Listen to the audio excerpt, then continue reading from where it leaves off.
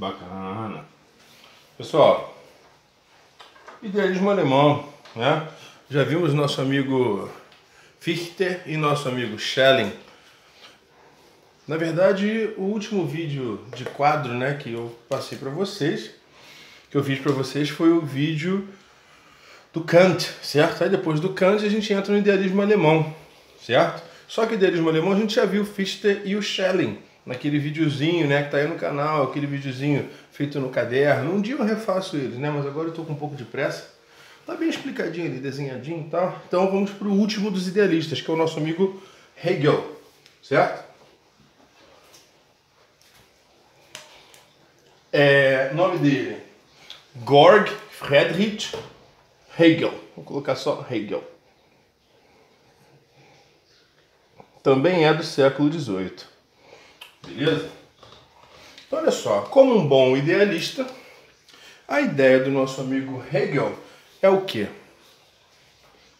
Primeiro, número 1, o primeiro passo é a visão que nós temos da realidade, a nossa interpretação da realidade, ok? Isso para ele é o ponto mais importante. É o número 1. Isso se chama ideia. Então, como nós vamos definir essa ideia aqui para ficar bonitinho? É o princípio inteligível da realidade. E para quem não está familiarizado, esse termo inteligível é tranquilo. Ele é, entre aspas, o oposto de sensível. Como assim? Sensível é uma coisa que eu percebo, que eu capto através dos sentidos. Sensível pelos sentidos. Uma coisa inteligível é algo que eu capto, que eu percebo a partir do intelecto, certo? Da razão. Então a ideia, que é o primeiro passo, é como nós captamos a realidade, certo? Como nosso intelecto enxerga, observa, apreende, não é aprende, apreende, certo? Capta aquilo. O segundo passo, para o nosso amigo Hegel, é a natureza. E o que é a natureza? Para o Hegel, a natureza é uma representação do que a gente tem formado na ideia, só que é uma representação de carne e osso, é uma representação material da ideia, certo? Beleza? Só que tem um termo mais bonito aqui para a gente ver. É uma representação da ideia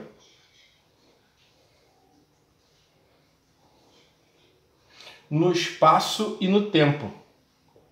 Como assim, JL? Por que espaço e tempo? Porque são as formas que nós temos de compreender o mundo material. Espaço, pô, qual o tamanho desse negócio? Sacou? Espaço. Falei isso agora há pouco numa aula que eu gravei sobre o Pitágoras. E tempo, tudo que tem na nossa realidade material está submisso ao tempo. Não, JL, eu moro numa comunidade, comunidade nenhuma, eu moro num local solitário, sou um eremita, certo? Eu sou um ermitão, vivo no alto de uma montanha, sozinho, não tenho relógio, então pra mim não tem tempo. Claro que tem, cara. Só essa questão do nascer do sol, aí o sol vai nascendo e fica aquele sol forte, aí começa a diminuir, aí vem entardecer. Por mais que não seja o tempo do relógio, nós temos uma ideia de tempo que acaba guiando os nossos passos, beleza? E por último, para o nosso amigo Hegel, aliás, para o Hegel nunca existe o último, e já entenderemos o porquê. O terceiro passo é o que ele chama de espírito. Ah, então Hegel era espírita, tipo Allan Kardec? Não, pelo amor de Jeová. Isso é uma questão de curiosidade. Allan Kardec era ateu, sim. E aí, por ser um homem da ciência, ele foi vendo lá aqueles testes que estavam fazendo com as mesas girantes, depois pesquisem isso aí, mesas girantes. E aí ele descobriu, caramba, isso não é falso, isso é real, realmente existem coisas além do corpo humano. E aí ele acabou divulgando a doutrina espírita, mas isso não tem nada a ver, absolutamente. É uma questão de terminologia, certo? Hegel é um cara que utiliza muitos conceitos, muitos termos que a gente não usava antes, entendeu? Dessa forma. Então olha só, espírito para o Hegel, ó, lembre-se que desde o início eu falei para vocês da questão da ordem, ok? Então primeiro é a ideia, depois vem a natureza. Tudo para o Hegel se organiza nessa ordem aqui de 3. Você tem o primeiro, o segundo, e o terceiro é composto por um confronto entre o primeiro e o segundo. Um confronto, ó, imagina, vai confrontando. Aí, graças a essa batida, vai abrindo um pouco. Abrindo, bum, até que se junta e forma o terceiro.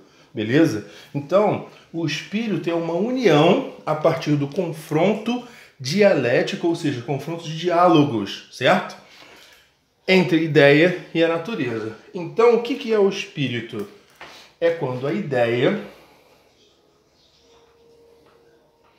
toma consciência, ou seja, a ideia se torna consciente da existência do quê? Da natureza.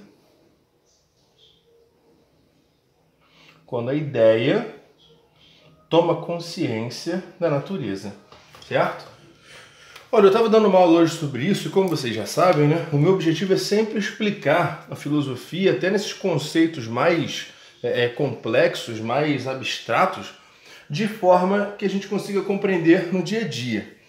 E aí, graças ao auxílio de alguns alunos, me veio uma explicação legal. Cara, com certeza, se algum professor de filosofia, principalmente universitário, assistir isso que eu vou falar agora, vai querer me agredir.